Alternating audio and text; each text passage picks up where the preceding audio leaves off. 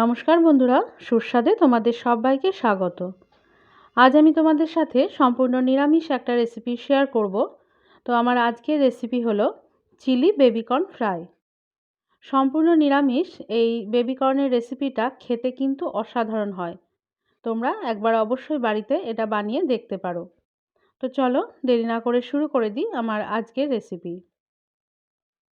তো দেখো, তার জন্য এখানে আমি বেবিকর্ন নিয়ে নিয়েছি।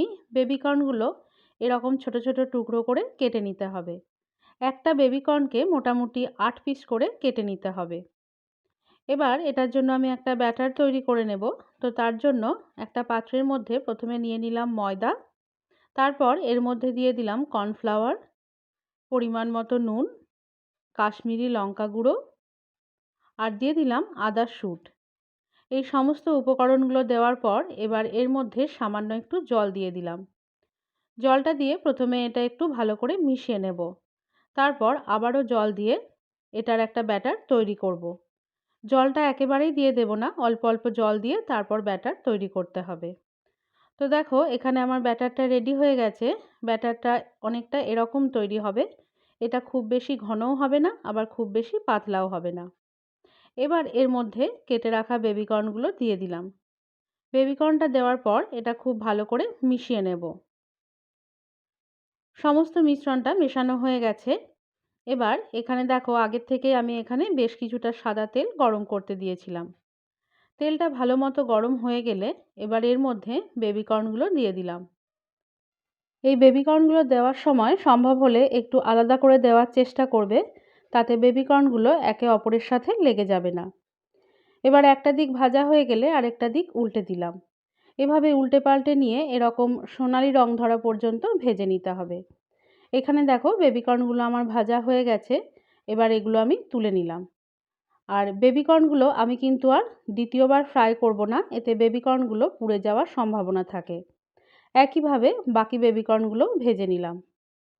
এবার দেখো, এখানে যে বাড়তি তেলটা আছে তার মধ্যেই আমি দিয়ে দিলাম আদা কুচি। আদাটা একটু ছোট ছোট টুকরো করে কুচি করে নিতে হবে। এবার এর মধ্যে দিয়ে দিলাম কাঁচা লঙ্কা কুচি। এই দুটো উপকরণ দিয়ে এটা 1 মিনিট মতো লো ফ্লেমে নেড়ে নিতে হবে। এবার এর মধ্যে দিয়ে দিলাম ক্যাপসিকাম। ক্যাপসিকামগুলো তোমরা দেখতেই পাচ্ছ আমি কীরকম ছোট টুকরো করে কেটে নিয়েছি। আর দিয়ে দিলাম রেড বেল পেপার। এই উপকরণগুলো দিয়ে এটাও আমি মিনিট 2 মতো মিডিয়াম ফ্লেমে নেড়ে নেব। এবার এর মধ্যে দিয়ে দিলাম টমেটো সস, সয়া সস আর একটু ভিনিগার। এই 3টে উপকরণ দেওয়ার পর এটা আবারও একবার নেড়ে নেব। এটা মোটামুটি 30 থেকে 40 সেকেন্ড মতো নেড়ে নিলেই হয়ে যাবে। এটা নাড়া হয়ে গেলে এবার এর মধ্যে আমি 1 কাপ পরিমাণ মতো জল দিয়ে দিলাম। জলটা দেওয়ার পর এর মধ্যে পরিমাণ মতো নুন দিয়ে দিলাম। তারপর এটা ভালো করে মিশিয়ে নিতে হবে। এটা ভালো করে মেশানো হয়ে গেলে এবার এটাকে মিডিয়াম ফ্লেমে ফুটতে দেব। মিডিয়াম ফ্লেমে যখন ফুটে যাবে তখন এর মধ্যে সামান্য একটু চিনি দিয়ে এটা আবারও একটু নেড়ে চেড়ে নিলাম। এবার দেখো, এই গ্রেভিটা যখন এরকম ফুটে আসবে তখন এর মধ্যে আমি কর্নফ্লাওয়ার দিয়ে দিলাম। 1 চামচ মতো কর্নফ্লাওয়ার আমি হাফ কাপ মতো জলে গুলে নিয়েছিলাম। এবার এই সমস্তটা ভালো করে মিশিয়ে নিলাম। মেশানো হয়ে গেলে এবার আমি এর মধ্যে ভেজে রাখা বেবিকর্নগুলো দিয়ে দিলাম। বেবিকর্নগুলো দেওয়ার সঙ্গে সঙ্গেই গ্যাসের ফ্লেমটা কিন্তু বন্ধ করে দিতে হবে। বন্ধ করে দেওয়ার পর এবার এই সমস্তটা খুব ভালো করে মিশিয়ে নেব। বেবিকর্নটা দেওয়ার সঙ্গে সঙ্গেই তোমরা যদি গ্যাসের ফ্লেমটা বন্ধ না করে দাও, তাহলে দেখবে যেহেতু কর্নফ্লাওয়ারটা দেওয়া হয়েছে তাই এটা কিন্তু খুব ড্রাই হয়ে যাবে। তার জন্যই গ্যাসের ফ্লেমটা সঙ্গে সঙ্গেই বন্ধ করে দিতে হবে।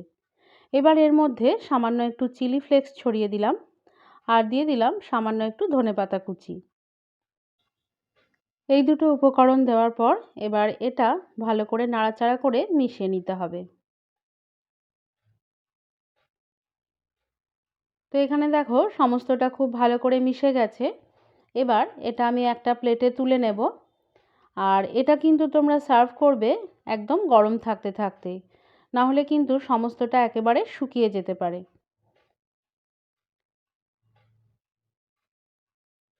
তাহলে তোমরা দেখতেই পাচ্ছ কেমন নিরামিষ চিলি বেবিকর্ন ফ্রাই তৈরি হয়ে গেছে। তোমরা বাড়িতে একবার অবশ্যই বানাও আর বানিয়ে আমাকে কমেন্টে জানাও যে তোমাদের এটা খেতে কেমন লাগলো। আর আমার আজকের রেসিপি ভালো লেগে থাকলে লাইক, শেয়ার, কমেন্ট করার সাথে সাথে আমার চ্যানেলটিকে সাবস্ক্রাইব করে বেল আইকনটি ক্লিক করারও অনুরোধ জানালাম। সকলে সুস্থ থেকো, ভালো থেকো।